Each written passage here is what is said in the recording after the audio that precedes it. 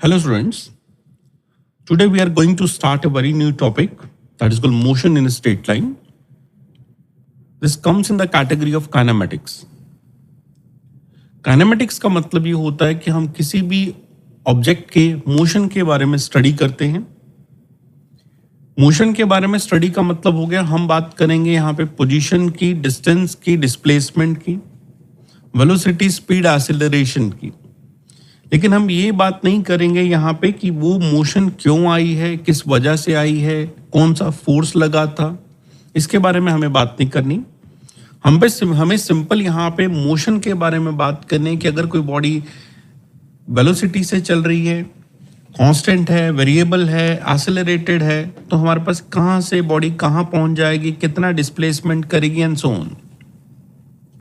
इसके अंदर हमें दो बातें क्या करेंगे. कभी sometime we will write as body is at rest और the body is in motion. Rest का मतलब ये होगा जब कोई बॉडी एक बॉडी के रेस्पेक्ट में दूसरी बॉडी को देखें तो हम दोनों के बीच में विद रेस्पेक्ट टू टाइम कोई डिस्टेंस, पोजीशन, डायरेक्शन कुछ भी ना चेंज हो तो उसका मतलब रेस्ट होता है. रेस्ट को सिंपल वे में ऐसे डिफाइन कर सकते हैं. अगर हम अभी 1D पढ़ रहे हैं, मोशन इन स्ट्रेट लाइन मतलब 1D है, हम कहें कि यहाँ एक ऑब्जेक्ट A है और यहाँ एक ऑब्जेक्ट B है. इन दोनों के बीच में यहाँ कुछ एक गैप है जिस लेट से इसको हम X कहते हैं. किसी भी टाइम पे अगर ये देखा जाए इन दोनों के बीच के गैप X की वैल्यू कांस्टेंट बनी रहे तो हम कहेंगे वो बॉडी रेस्ट है. और जब हम एक बॉडी को दूसरी बॉडी के रेस्पेक्ट में देखते हैं तो उसे बोलते हैं रिलेटिव मोशन. तो ये रिलेटिवली रेस्ट है. तो इसका रेस्ट का मतलब क्या हो गया? When the position of a body does not change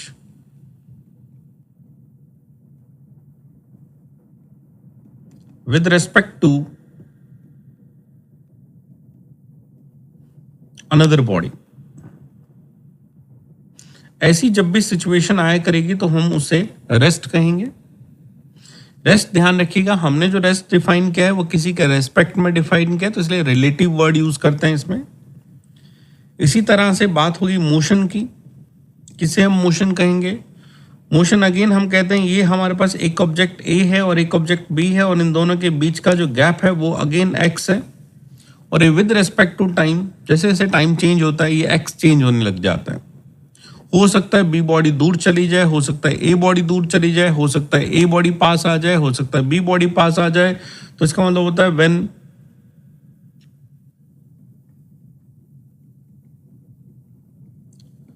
position of body A varies with respect to B. A point के रेस्पेक्ट में B बॉडी के बीच की पोजीशन बदलने लग जाए, मतलब दोनों के बीच के गैप में कुछ वेरिएशन आने लग जाए तो उसे हम मोशन कहते हैं. तो यहाँ ये बात हुई कि हम कब किसी बॉडी को रेस्ट में कहने वाले हैं और कब किसी बॉडी को मोशन में कहने वाले हैं. हम लोग जिस टॉपिक को स्टार्ट कर रहे हैं उस टॉपिक का नाम है motion in a straight line. Motion in a straight line comes in the category of 1D motion. अब 1D मोशन क्या होती है तो उसको मैं ऐसा कह सकते हैं कि लेट हम ये कहते हैं कि ये हमारे पास जो है ना X डायरेक्शन को हम शो कर रहे हैं और ये हम Y डायरेक्शन को शो कर रहे हैं. ये हमारे पास X कोऑर्डिनेट है, ये ओरिजिन है और ये Y कोऑर्डिनेट है. तो हमने X एंड Y कोऑर्डिनेट को बनाया. कोई ऑब्जेक्ट है जो कि इस तरह से मूव करता जा रहा है तो हम कहते हैं यहाँ पे इस ऑब्जेक्ट ने जैसे जैसे आगे जाना है वैसे वैसे इसका X कोऑर्डिनेट बदलता जाएगा लेकिन इसका Y कोऑर्डिनेट जो है वो सेम बना रहेगा. सिमिलरली अगेन चेक करते हैं कि हमने इसको X डायरेक्शन कहा, वापस से इसको हमने Y एक्सिस कहा और कोई बॉडी इस तरह से मूव कर रही है.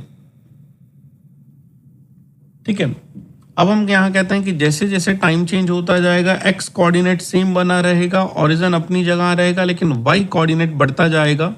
जैसे देखा जाए शुरू में इसके y की वैल्यू यहाँ पे है, फिर y की वैल्यू कुछ ये हो गई है, फिर y की वैल्यू कुछ ये हो गई है, तो इसका मतलब विद रिस्पेक्ट टू टाइम इसका y कोऑर्डिनेट जो है वो बढ़ता जा रहा है। यहाँ पे अगर हम बात करें तो शुरू में x इतना है, फिर x ये हो गया और फिर x ये हो गया, तो इसका मतलब यहाँ पे हमारे पास x कोऑर्डिनेट बढ़ता जा रहा है। तो जब किसी मोशन के अंदर सिर्फ एक ही कोऑर्डिनेट चेंज होता है, उस तरह की मोशन को हम मंडी मोशन कहते हैं। इस मंडी मोशन के अंदर हमारे पास जो टर्म्स आएंगे उनमें सबसे पहली जो टर्म की अगर हम बात करें, उस टर्म का नाम है डिस्टेंस। कि हम डिस्टेंस किसको कहते हैं? डिस्टेंस को हम इस तरह से डिफाइन करते हैं, the total path length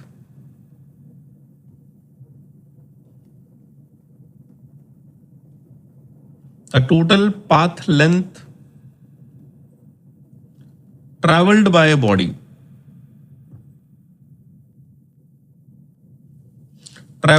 body, or you can write it traveled by a point object.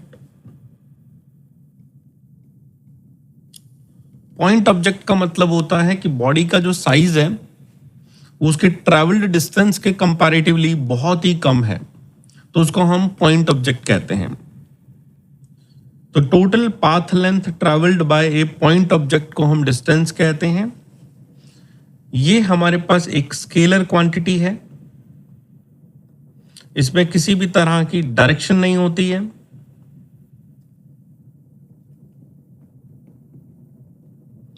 इसकी यूनिट आपने, अगर हम ऐसा यूनिट की बात करें तो मीटर लिखनी है। और अगली बात, किसी भी मूविंग बॉडी के लिए for a moving object the distance is always positive.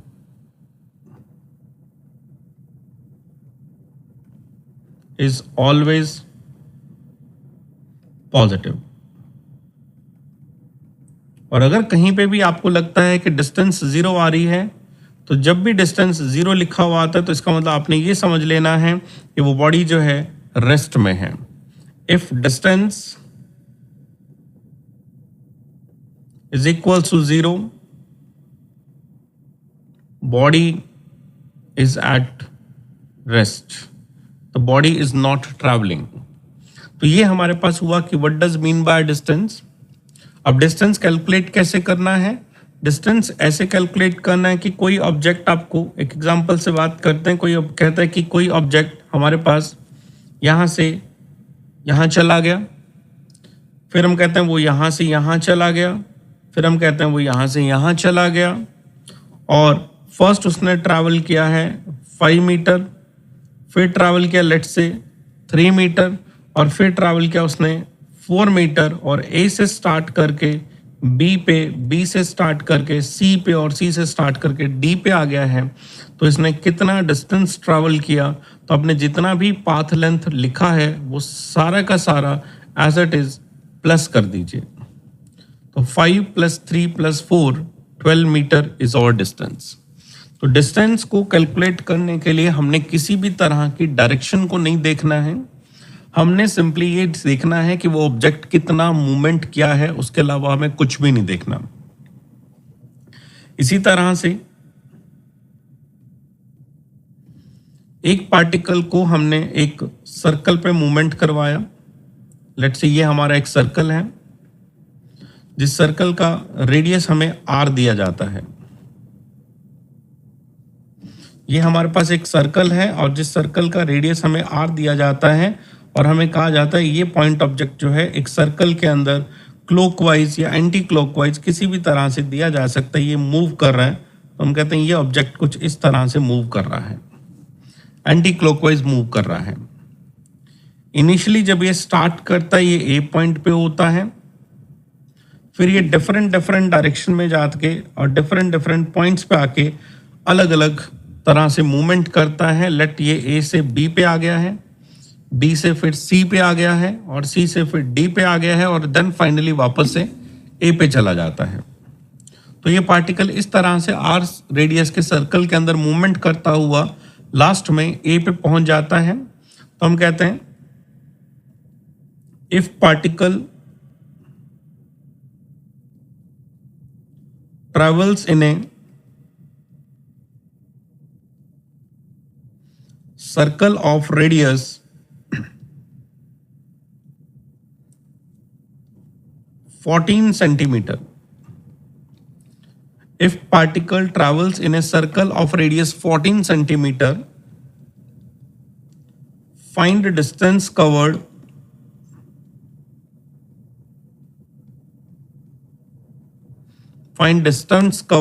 from O to A, sorry O नहीं है हमारे पास यहाँ पे, हम कहेंगे A to B, फिर कहेंगे A to C, फिर हम कहेंगे A to D, and last कहेंगे इनकम्प्लीट वन कंप्लीट साइकिल। अगर एक कंप्लीट रेवोल्यूशन पूरा कर जाए तो उसने कितना डिस्टेंस कवर अप करना है। अब हम इसको सॉल्यूशन करने के लिए हम कहेंगे कि हमारे पास जो पार्टिकल मूवमेंट कर रहा है वो एक सर्कल पे मूवमेंट कर रहा है, और इस सर्कल का अगर हमें कहा जाए पेरीमीटर कितना होता है तो हम कहते हैं इसका पेरीमीटर होता है 2 पाई r। एक सर्कल का जो पेरीमीटर है वो है 2 पाई r, जिसमें पाई की वैल्यू 22/7 कर दें, r की वैल्यू 14 सेंटीमीटर दे रखी है हमें, r की वैल्यू हम 14 कर दें, 7 से 14 को कट करें तो 2 हो गया, 2 का 2 से मल्टीपल 4, 4 का 22 से मल्टीपल करें तो 88 सेंटीमीटर हमारे पास जो आ रहा है इसका एक पेरीमीटर आ रहा है। तो हमने यहाँ पे पेरीमीटर लिखा 2 पाई r। अब हम कहते हैं हमें डिस्टेंस बतानी है कितनी होगी। तो डिस्टेंस बताने के लिए फर्स्ट पार्ट हमें जो दिया गया है वो है A से लेके B तक बताएं। तो A से लेके B का मतलब हो गया हमने A पे स्टार्ट किया और B पे गया, और A से स्टार्ट करके B पे गए, तो हम ये कह सकते हैं हमने इस पैरीमीटर को अगर हम P नाम दें तो इस पैरीमीटर का 1/4 लेंथ ट्रैवल कर दिया है, क्योंकि पूरे पार्ट का फर्स्ट क्वाड्रेंट जो है पूरे पार्ट को 4 पार्ट में डिवाइड कर रखा है। तो फर्स्ट पार्ट में हमने कहीं कि 88 सेंटीमीटर पैरीमीटर था, जिसका 4 से डिवाइड करें तो 22 सेंटीमीटर हमने ट्रैवल किया है। सिमिलरली बी पार्ट में अगर हम कहें कि हमने ए से लेके सी तक मूवमेंट किया है, तो नेक्स्ट में हम कहेंगे हमने पैरीमीटर का हाफ ट्रैवल किया है। पैरीमीटर अगर 88 है और उसका हाफ कर दें तो 44 सेंटीमीटर हमने ट्रैवल किया है। अगर हमने कहा कि हमने ए से लेके डी तक ट्रैवल किया है, तो ये भी ट्रैवल हुआ 1 पार्ट, 2 पार्ट, 3 पार्ट। तो we can just write as हमने 3 पार्ट ट्रैवल किया है पेरीमीटर में से, तो 3/4 पार्ट ऑफ 1/4 पार्ट हमने ट्रैवल किया है। तो we have travelled as 3/4 of perimeter. So this will become 3/4 into 88. We will get 66 centimeter. In the last D option, we have completed one complete cycle, और one complete cycle में हमारा जो distance होगा वो एक पैरामीटर होगा, means 88 centimetre होगा। So by this way we can easily find out the value of the distance covered by the particle when a particle moves in a circle. इसी तरह से एक और एग्जांपल देखते हैं। इस एग्जांपल में हम ये कहते हैं कि एक पार्टिकल हमारे पास जो है वो कुछ इस तरह से ट्रैवल करता है। फर्स्ट इस तरह से ट्रैवल करने के बाद वो पार्टिकल ऐसा एक सेमी सर्कल बनाता है, यहां से यहां चला गया। सेमी सर्कल के बाद पार्टिकल फिर से इसी तरह से आगे की तरफ मूवमेंट किया, फिर वो पार्टिकल कुछ इस तरह से अपोजिट डायरेक्शन में एक सेमी सर्कल पूरा करता है, और अपोजिट डायरेक्शन में सेमी सर्कल पूरा करने के बाद फाइनली कुछ यहां तक पहुंच जाता है। तो ए से स्टार्ट किया, बी पे गया, फिर सी पे गया, डी पे गया, ई पे गया, एंड फाइनली एफ तक पहुंच गया है। अगर हम कहें ए से बी तक पार्टिकल 10 सेंटीमीटर ट्रैवल करता है, जिस सेमी सर्कल में मूवमेंट करता है उसकी रेडियस आपको कुछ 7 सेंटीमीटर दी गई है। फिर अगेन 10 सेंटीमीटर ट्रैवल करता है। अगेन एक सेमी सर्कल है जिसकी रेडियस 7 सेंटीमीटर है, और देन अगेन हम कहें कि 10 सेंटीमीटर ट्रैवल करता है। तो क्वेश्चन है कि पार्टिकल का टोटल डिस्टेंस कवर कितना होगा। तो टोटल अगर हम यहाँ पे डिस्टेंस की बात करें तो हम सबसे पहले लिखेंगे हम ए से बी तक कितना ट्रैवल करें, तो हम कहेंगे 10 सेंटीमीटर ट्रैवल करें। फिर हम कहते हैं बी से सी तक कितना ट्रैवल करें, तो हम कहेंगे एक सर्कल जो हमारे पास होता है उसका पैरीमीटर 2 पाई आर होता है, लेकिन हमने 2 पाई आर का हाफ ही ट्रैवल किया है, तो हाफ होता है पाई आर। आर की वैल्यू हम रखेंगे यहाँ पे। फिर हमने फिर से सी डी ट्रैवल किया 10 सेंटीमीटर। फिर एक सेमी सर्कल आया, वो भी हमारे पास बना पाई आर। फिर हमने ट्रैवल किया 10 सेंटीमीटर। तो अभी तक जो हमने ट्रैवल कर लिया है 10 प्लस 10 प्लस 10 अगर हम करें तो 30 सेंटीमीटर हो गया, प्लस 2 पाई आर हो गया। पाई आर यहाँ पे हो गया, पाई आर यहाँ पे हो गया, 2 पाई आर हो गया। 2 इंटू पाई की वैल्यू 22/7 और आर की वैल्यू 7। 7 से 7 कट हुआ तो 44 हो गया। 44 प्लस 30 कर दें तो 74 centimetre we have travelled in this covered distance. तो एक पार्टिकल का इस तरह से कोई आपको कहे कि पार्टिकल कितना डिस्टेंस कवर अप किया है, तो इस तरह से ये कैलकुलेट हो जाता है। अब एक ग्राफ के टाइप के क्वेश्चन पे बात करेंगे जिसमें पार्टिकल आपको एक ग्राफ देगा और आपसे पूछेगा कि पार्टिकल ने कितना डिस्टेंस कवर अप किया है। लेट ये हमारे पास एक ग्राफ है,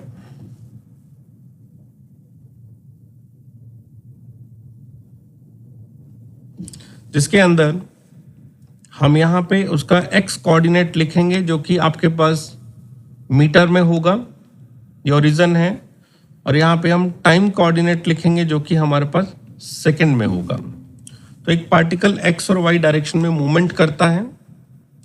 जब वो पार्टिकल स्टार्ट करता है तो लेट से यहाँ था, फिर वो यहाँ चला गया, देन पार्टिकल ऐसे यहाँ पे कुछ यहाँ इस जगह पे आ गया है, एंड देन पार्टिकल ये यहाँ से चल के कुछ यहाँ पहुँच गया है। ये उसने कुछ डिस्टेंस ट्रैवल करी है जिसका जो कोऑर्डिनेट वेरिएशन है जो इस तरह से दिखाया गया। सबसे पहले जब हमने स्टार्ट किया तो मैंने यहाँ पे लिखा है ये 20 मीटर पे था, फिर ये कुछ 40 कोऑर्डिनेट पे आ गया, देन 0 कोऑर्डिनेट पे आ गया, माइनस ऑफ 30 कोऑर्डिनेट पे आ गया, और फिर से लास्ट में 0 कोऑर्डिनेट पे आ गया। तो हम कहें ये 10 सेकेंड में यहाँ पहुंचा है, और लास्ट जो आपको कुछ दिया गया है let's say this is 20 second का पाथ हमने ट्रैवल किया है।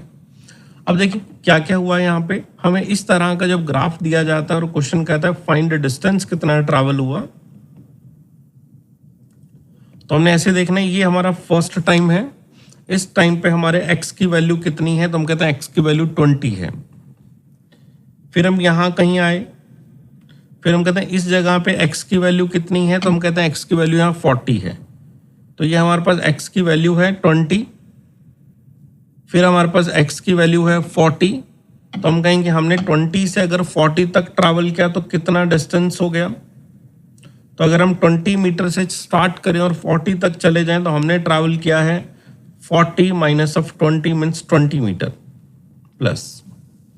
फिर हम दोबारा स्टार्ट करते हैं।